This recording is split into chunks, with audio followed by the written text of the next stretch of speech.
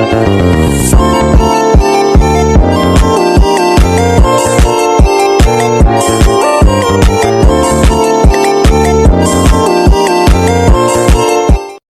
masuk dan berkembangnya agama Islam di Indonesia.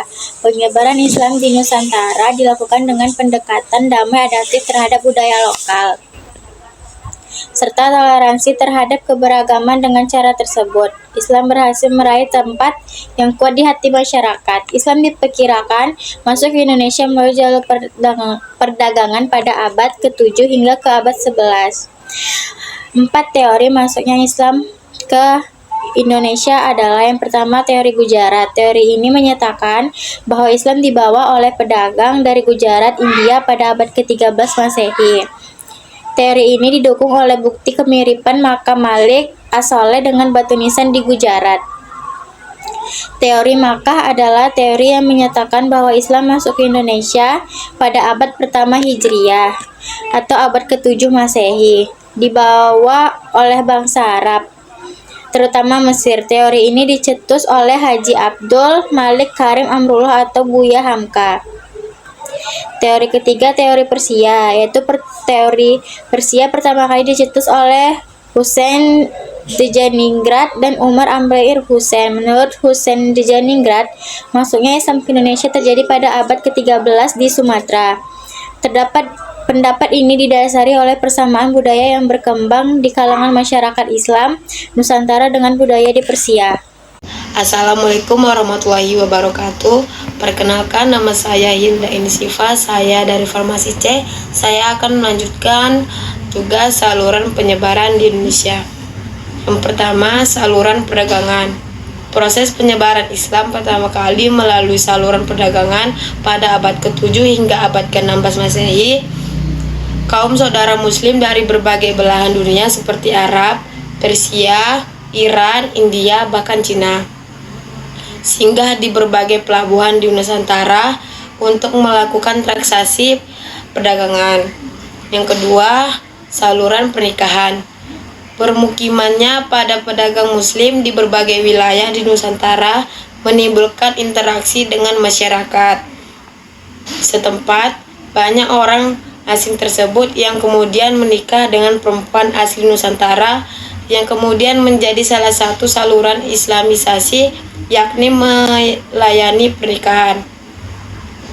Yang ketiga, saluran tasawuf. Saluran islamisasi di Nusantara berikutnya adalah melalui tasawuf. Menurut Besar Kamus Bahasa Indonesia, tasawuf adalah ajaran atau cara untuk mengenal dan mendekatkan diri kepada Tuhan. Sekian dari saya. Assalamualaikum warahmatullahi wabarakatuh. Perkenalkan, nama saya Rika Jumronaisi, saya dari kelas 10 Farmasi C. Di sini saya akan melanjutkan penjelasan tentang saluran penyebaran Islam di Nusantara. 4. Saluran pendidikan. Kaum wali, ulama, syekh, ustadz, guru agama, tokoh masyarakat, hingga pemimpin muslim memiliki peran besar dalam penyebaran Islam di Nusantara. Mereka menyebarkan Islam dengan mendirikan pondok pesantren sebagai tempat untuk memperdalam ajaran Islam. 5. Saluran kesenian. Seni dan budaya juga bisa menjadi saluran islamisasi yang efektif. Ajaran Islam dipadukan dengan jenis seni yang sudah ada pada sebelumnya, seperti seni musik, seni tari, seni pahat, seni bangunan, seni ukir, seni pertunjukan, dan lain sebagainya. 6. Saluran politik. Pengaruh raja dalam persebaran Islam di Nusantara sangat besar.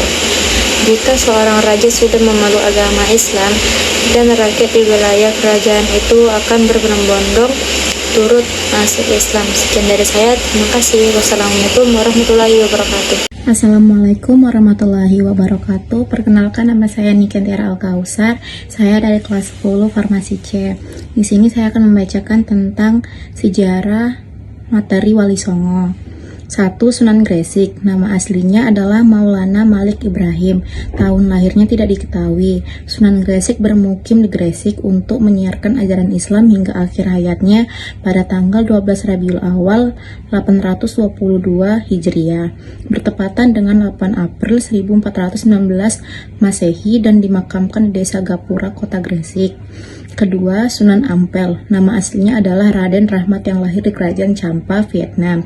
Ia adalah putra cucu Raja Champa. Ayahnya bernama Ibrahim alaihissalam Samarkandi yang menikah dengan putri Raja Champa yang bernama Dewi Chandrawulan. Raden Rahmat ke tanah Jawa langsung ke Majapahit karena bibinya Dewi Dwarawati di peristri Raja Brawijaya.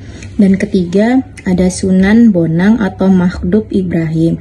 Sunan Bonang adalah putra dari Sunan Ampel dan dari istri yang bernama Dewi Chandrawati. Ia dikenal sebagai ahli ilmu kalam dan ilmu tauhid. Terima kasih. Saya Ginazar Hendrika. Saya di sini akan membacakan tugas sejarah 4. Sunan Derajat atau Raden Qasim. Selain Makhdum Ibrahim atau Sunan Bonang, Raden Qasim yang juga putra dari Sunan Ampel dikenang oleh masyarakat di seluruh. Kenalkan, nama saya Ginazar Hendrika. Saya di sini akan membacakan tugas sejarah 4. Sunan Derajat atau Raden Qasim. Selain Makhdum Ibrahim atau Sunan Bonang, Raden Qasim yang juga putra dari Sunan Ampel dikenang oleh masyarakat di seluruh tanah air sebagai Sunan Derajat. Dalam misalnya untuk menyebarkan agama Islam di Indonesia, ia menggunakan kegiatan sosial sebagai ujung tombaknya. Ia berdakwah di daerah Derajat, Kecamatan Paciran, Lamongan. 5. Sunan Kudus. Nama aslinya adalah Ja'far Shadiq atau dikenal sebagai Raden Undung. Lahir pada 9 September 1400 Masehi. Sebutan Sunan Kudus tercipta karena beliau memiliki Kudus sebagai tempat berdakwah selamanya. Hingga bertahun-tahun ia merupakan putra Raden Usman Haji yang menyebarkan agama Islam di daerah Jipang, Panolan, Biora, Jawa Tengah. 6. Sunan Giri atau Raden Paku. Sunan Giri yang bernama asli Raden Ainul Yakin merupakan putra dari Syekh Maulana Ishak, murid Sunan Ampel yang dikenal juga dengan Raden Paku. Beliau ditugaskan oleh Sunan Ampel untuk menyiarkan agama Islam di Blambangan. Sunan Giri pernah belajar di pesantren Ampel Denta, lalu setelah dewasa melakukan perjalanan haji bersama Sunan Bonang. Assalamualaikum warahmatullahi wabarakatuh. Perkenalkan, nama saya Syarifah Ngafira. 7. Sunan Kalijaga atau Raden Said. Sunan Kalijaga mempunyai nama kecil Raden Said. Beliau juga dijuluki Syekh Malaya. Ia adalah anak dari Adipati Tuban bernama Tumenggung Wilatika atau Raden Sahur. Agama Islam ia pelajari dari Sunan Bonang. Dari Sunan Bonang lah ia belajar menggunakan kesenian dan kebudayaan sebagai alat untuk menyebarkan agama Islam. 8. Sunan Muria atau Raden Umar Said. Raden Umar Said atau Sunan Muria adalah anak dari Sunan Kalijaga dengan Dewi Saro. Namanya Muria diperkirakan oleh masyarakat sekitar kota Kudus berasal dari nama gunung, yakni Gunung Muria. Gunung Muria itulah tempat di mana kini Sunan Muria dimakamkan. Ia dikenal sebagai Sunan Muria, dikenal Muria karena pusat dakwah dan bermukim beliau di Bukit Muria. Dalam sejarah tidak diketahui secara persis tahun meninggalnya, dan menurut perkiraan Sunan Muria meninggal pada abad ke-16 dan dimakamkan di Bukit Muria, Kudus. 9. Sunan Gunung Jati Syarif Hidayatullah. Sunan Gunung Jati yang memiliki nama asli Syarif Hidayatullah. Beliau banyak memberikan kontribusi dalam menyebarkan agama Islam di daerah Jawa Barat. Syarif Hidayatullah dikenal sebagai pendiri Kesultanan Cirebon dan Banten. Terima kasih.